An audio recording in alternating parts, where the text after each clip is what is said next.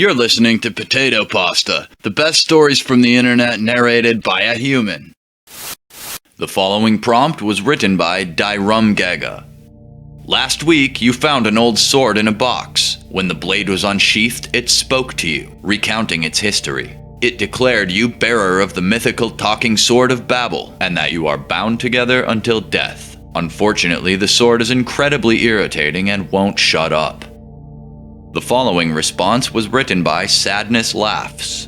Hey idiot! Mozart called. He said he wanted his hairstyle back. You better get walking or else I'm gonna write a requiem with your blood! The sword barked, trying to force its way out of the hilt. Barry kept one hand on the handle, keeping it shoved into the hilt, giving an awkward smile to the biker who had turned around in the burger shop line. Did you compare me to Mozart? The man huffed, his whiskey-infused breath nearly suffocating him. Barry held his breath when the buff biker leaned over, poking a meaty finger into his chest. What? No, I would never. It must have been a misunderstanding. I was talking on the phone and I think you overheard it. I was talking to my mother.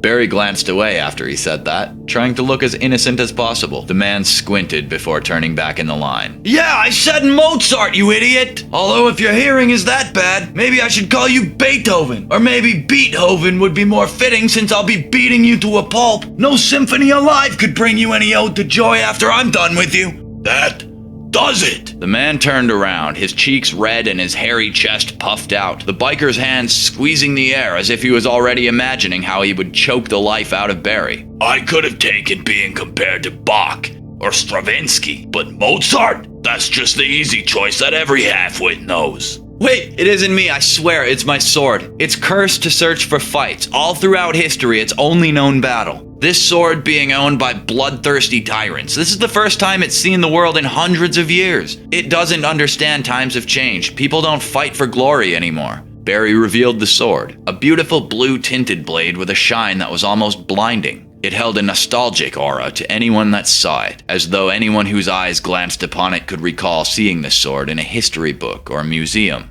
Perhaps in a statue of Alexander the Great or the grave of an ancient Spartan king. The sight caused the biker to pause, admiring the blade. Your mom gave me that same look last night, the sword taunted, studying the insults of this era whenever it had the chance. The words had a different tone to them, but to the biker it just sounded like Barry was putting on a different voice, doing a strange ventriloquist act. Once again, his rage grew and Barry found himself face down on the concrete, with his forehead bleeding and the world around him spinning.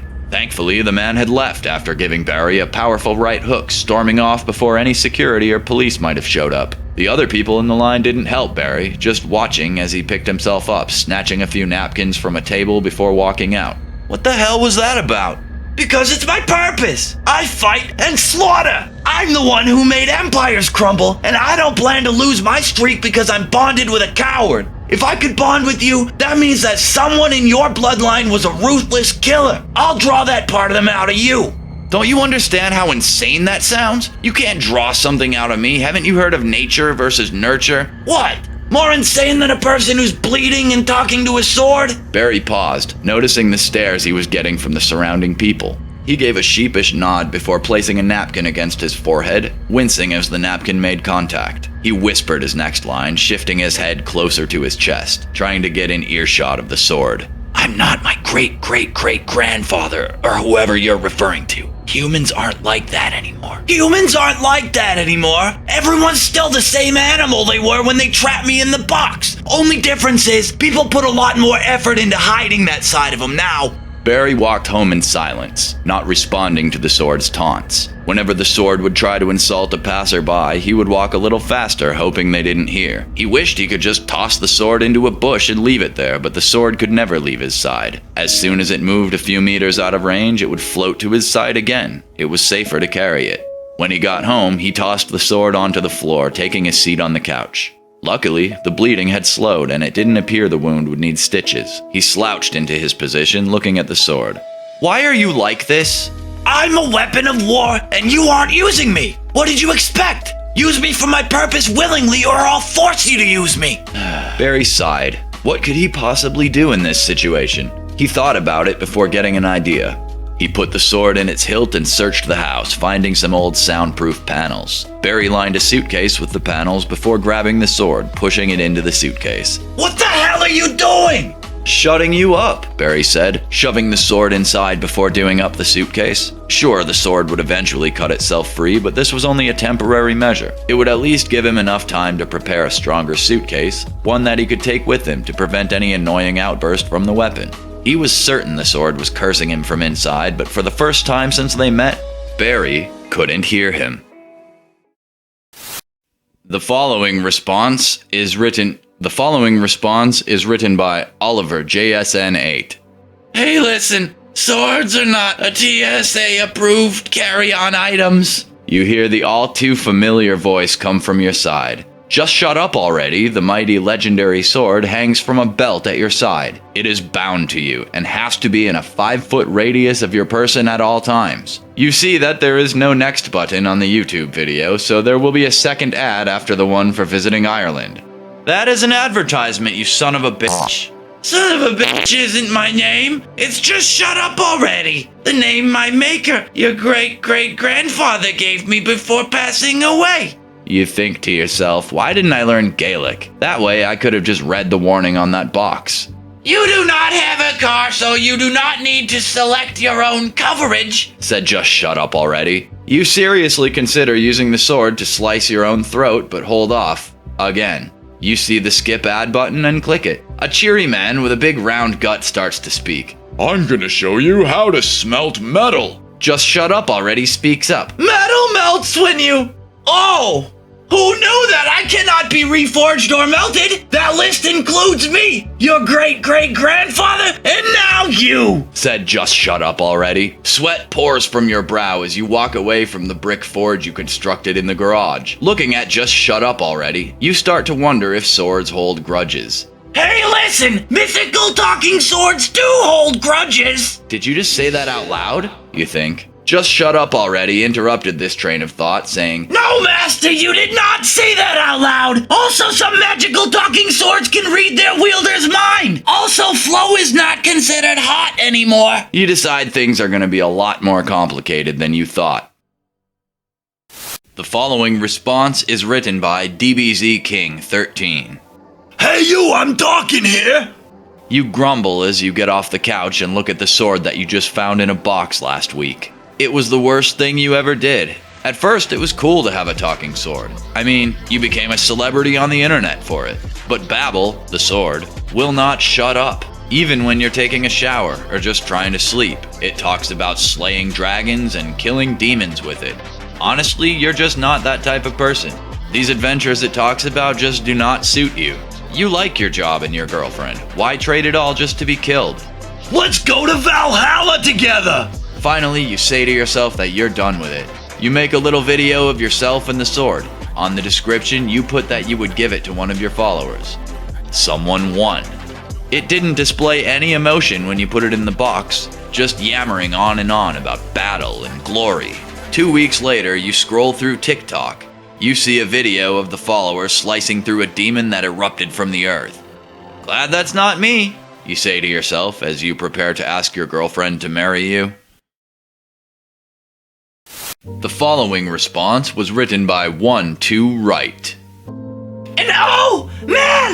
Then it was like strike, parry, roll, and stab, stab, stab! The high-pitched voice struck again. Like literally it felt as if every word struck my head with the blunt side of her blade. Of course, she didn't care about the surroundings and how people were shooting me dirty looks as I walked through the city. How could I blame them?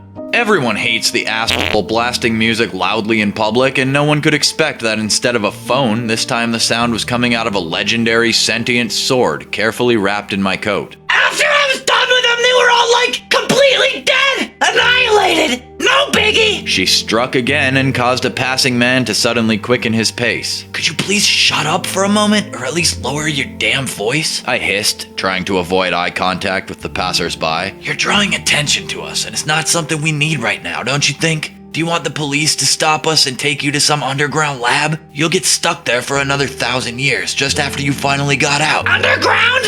Underground? Are you talking a dungeon adventure, baby? Oh man, you got me so pumped up right now. We're Where is this police you're talking about? I'm gonna fuck them up like you don't even know. They're gonna tell us all about this underground lair. She goddamn shrieked so loudly that even people on the other side of the road turned their heads in our direction.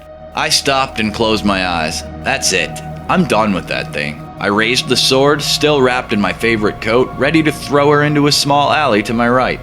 Thankfully, I opened my eyes first and I realized there were a few people standing there, all looking at me. They didn't look happy. What did you say about the Force, bitch? The man in the back of the group said, staring me down. Hey Tommy, could you not start this bullshit again? You spent a month in the academy 10 fucking years ago. A woman next to him said, shaking her head with her hand on his arm. Chill out, man. She looked at me. I'm sorry for Tommy here. He's a bit on edge lately.